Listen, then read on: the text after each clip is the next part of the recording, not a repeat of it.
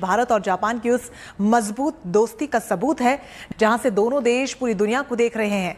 तकनीक के महारथी जापान के साथ हिंदुस्तान का ये दोस्ताना परवान चढ़ता जा रहा है।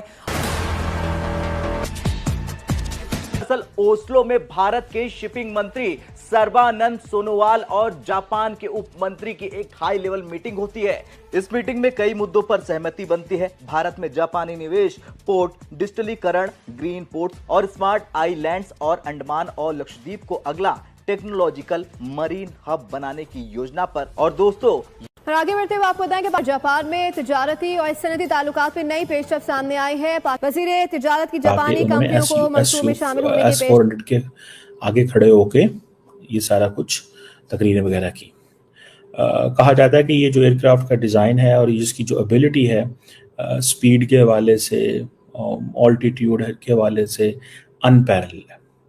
और कहा जाता है कि ये रशियंस बड़े एक्टिव हैं कि इंडिया को ये बेचें। लेकिन मैं आपको एक बात बताऊं, अगर एक तरफ इंडियंस जो हैं वो और अमेरिकन जो हैं वो ऑलरेडी नाराज़ हैं इंडिया से।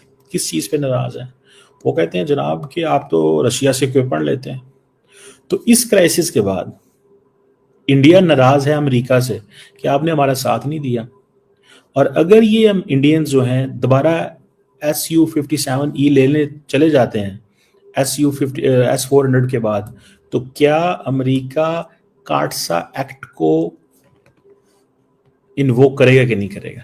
अभी जो हाल ही में आपको याद होगा कि जो हैं विक्रम मिश्री साहब, इनके ऊपर मैंने शो नहीं किया, वैसे उन्होंने एक बड़ा इंपॉर्टेंट दौरा अमेरिका किया, 2 दिन वहाँ पे रहे हैं। वो बेसिकली देखना चाहते थे, जांचना चाहते थे कि अमेरिका सोच क्या रहा है, अमेरिका सोच क्या रहा है। और ख़ास तौर पर जयशंकर साहब ने उनको भेजा था कि जाएं और ज़रा पता करके आएँ कि ये अमेरिका के दिमाग में क्या है, अमेरिका ने किया क्या है, और स्टेट डिपार्टमेंट सोच क्या रहा है और अमेरिकी सोच क्या रहे हैं। और ये जो अब Su-57 जो है only 5th generation fighter aircraft है, इसने भी रियल कॉम्बैट में अपनी परफॉर्मेंस दी है, particularly western air defence system के खिलाफ। That is important. So it means कि अगर Su-57 western air defence system के खिलाफ काम कर सकता है तो इसका मतलब ये है कि ये इंडिया का जो चाइना के खिलाफ भी काम कर सकता है। 3 राफेल है। अच्छा। बाकी उनके जो अदर्स तैयार हैं, राफेल 3 है। अच्छा, चलिए G7 देखिए, पहले वेस्ट तो नरेंद्र मोदी को जफियां डालता था, रशिया यूक्रेन के वॉर के लिए नरेंद्र मोदी को भेजता था, ट्रम्प मोदी साहब के लिए वहां अमेरिका में बड़े बड़े शो रखवाता था, रोड शो करता था कि भाई ये जादू की जप्पी है and Modi is my friend, I love India, I love Indian. ये ट्रम्प का सारा खेल है।